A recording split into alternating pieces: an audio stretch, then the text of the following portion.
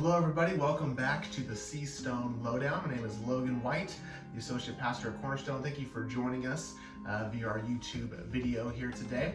I hope you guys had a Merry Christmas, had some fun, stayed safe, ate a lot of food. I had prime rib, it was delicious.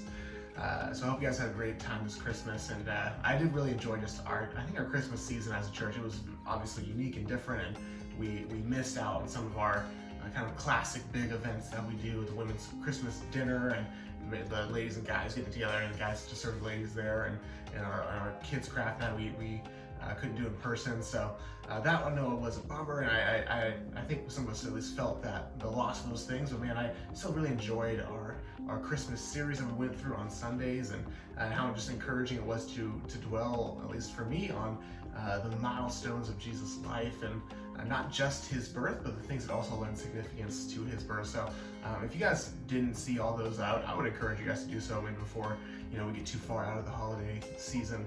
And Brett did a great job this last week, which is what my devotional thought. We'll come back to that later in just a bit here. So I want, for announcements, just kind of just one thing I want to talk to you guys about is the big thing that's going on in our church right now, which is Nate is coming this coming Sunday, January 3rd, and he's going to be officially our senior pastor. It's going to be his first Sunday with us here at church, and I'm just really excited for him, and I'm really excited for you guys to start to get to know him better and better as you spend more time with him, and you hear from him, you see him, and he's around church and all these different things. I think you guys will love him just as I've come to love him, and just so much of what he brings to our church I'm so excited for. So that'll be coming this Sunday. I do encourage you guys, if you guys can come in person, I think that'd be a great thing. If not, please join us live and on our live stream, just to support Nate in his first Sunday. I do picture that Nate probably imagined him taking over a church maybe looking a little differently than that kind of outside service, and kind of having half our people are more online. But man, I think it'd just be so great for us to encourage Nate that way, just to be present for him and with him. So I encourage you guys to do that if you guys can. He will be speaking this Sunday, and I mentioned this on our Sunday announcement, but if you guys missed it, I wanted to talk to you about it, maybe give you a little more info behind it. So after Nate speaks on this January 3rd, this first Sunday of January, he's actually going to he's going to be working, he'll be there, he'll be at all our events and our services and all that kind of stuff. He'll be in the office during the week, but he's not going to actually be speaking in terms of doing the message on Sunday morning for the next 4 weeks after that. So basically just through January, and he'll be starting back up again in February. And there's an intentionality behind that, and we actually really Nate came up with this idea and kind of requested this, and myself and also the board really approved this because we love the heart behind it. He really wanted to be able to come in, and instead of just kind of taking the helm and just trying to lead from just kind of assumptions or what he's heard kind of around the edges, or talking to me and the search committee about what Cornerstone is, he really wanted to get to know the people of Cornerstone. We have a unique kind of feel at our church, right? We often call ourselves a little country church in Manhattan Beach, and he likes that, and it's something that's really attracted him and Jasmine both to our church, and as an exciting place for them to be at and raise their son Kairos in, and that's so exciting for them. And so he really wanted to be able to understand us and get kind of on the same page with what we are doing, and be able to just understand our DNA of church. That's so important, so critical, and so we really support him doing that. And so in those 4 weeks, I'll be speaking as well as Brett and Chris, as we've been doing this past year, and Nate will still be around. He'll be doing the Stone Lowdown videos with you guys, and there'll be a lot of other kind of touches you guys can have with Nate, and I also really encourage you to meet with Nate one-on-one. That's going to be really his focus of the first couple weeks of his time here at Cornerstone, is just meeting with you guys, meeting with people at our church.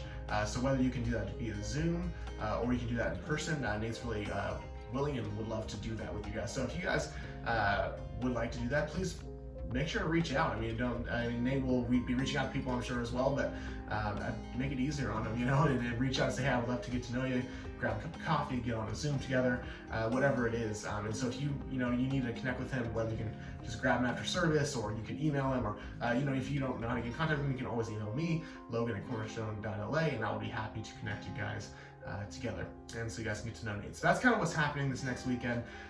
Just be praying for Nate as he's prepping, and just as this transition actually happens. It's crazy. We've been talking about this. We've been preparing for this for well over a year, actually, as a church, of just trusting and praying and asking God to provide wisdom and provision for who the next head pastor would be. And I know I feel strongly, as well as the search committee, and convicted that God has put Nate in our church during this time for this season and for this period of Cornerstone's life. So I just, we want to thank God for what he has done and being just so faithful to provide that for us. But I also just pray as Nate steps into that role, and pray for us as a church, pray for him and Jasmine as they step in as well. So that's coming up.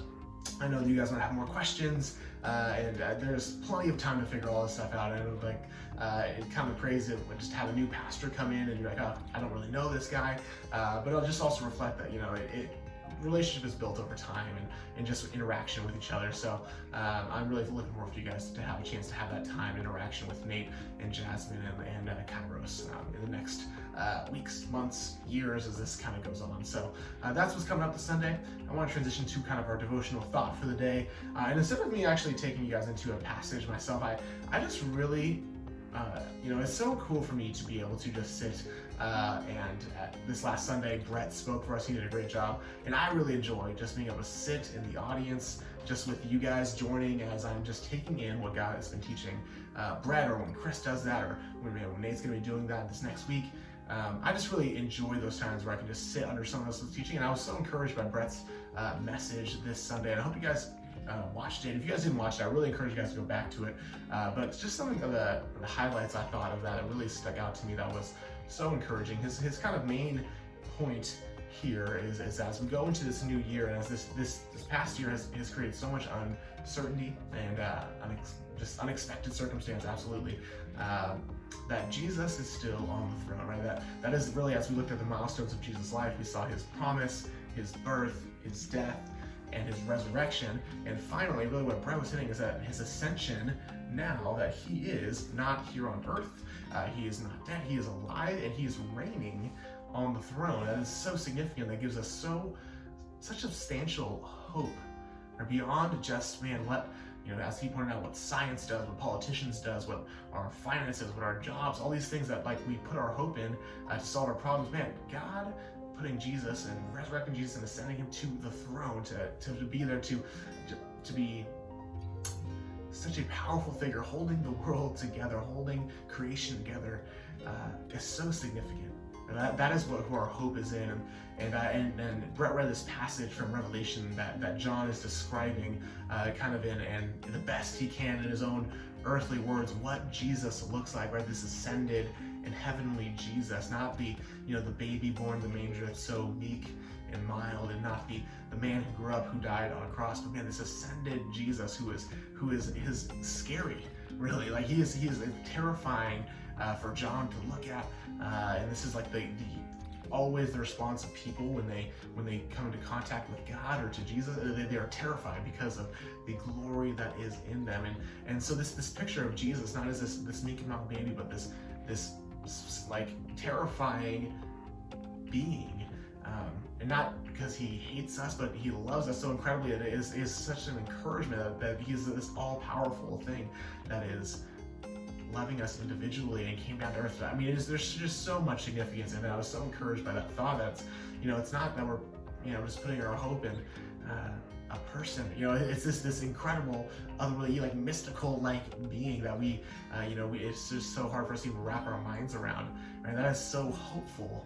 Right? As life is so often in a similar way difficult for us to wrap our minds around and hard for us to grasp and unexpected. And Jesus is unexpected, and he is reigning on the throne. And it is incredibly hopeful. It is a hopeful message for us as we look into this next year, and where are we putting our hope in? Right? What is it that we are placing our trust in, as Brett defined it, which is so great, and a definition is our confident expectation, right? Not just our wishful thinking, but our confident expectation is what hope means. So if our hope is, our confident expectation is in science to solve the pandemic, politicians to lead us through it, it's in us getting our finances back on track, or getting our jobs back on track, our lives back on track, friendships, families back on track. That's not what we can actually put our confident expectation in, because those things, as we have seen over this past year, have let us down in many different ways. But what we can put our confident expectation is, what we can put it in is in Jesus, who is reigning on the throne, who is not dead in the tomb, but he is alive and reigning for all eternity. And it's such an encouraging thought for us. So, and I pray that you guys have had just a wonderful Christmas season, and you were blessed by time with family, friends, or whatever that looked like for you. And I hope you guys have a happy New Year's celebration and time together, whether you're just with family, friends, or just by yourself, and that you just be able to maybe remember back on this year and reflect on what God has done, and even setting expectations, and whether it's New Year's goals or resolutions, but really looking forward to what God has for us next year. I think God has big things in store for us at Cornerstone. With Nate coming in, I think that's so exciting. There's going to be awesome things that God's going to do with that. I mean, I think God just has plans for us individually, whether it's me, whether it's you at Cornerstone, and really blessing us and teaching us and walking alongside us as we navigate through life. So thank you guys so much for joining us today, and I will see you guys this coming Sunday for Nate's first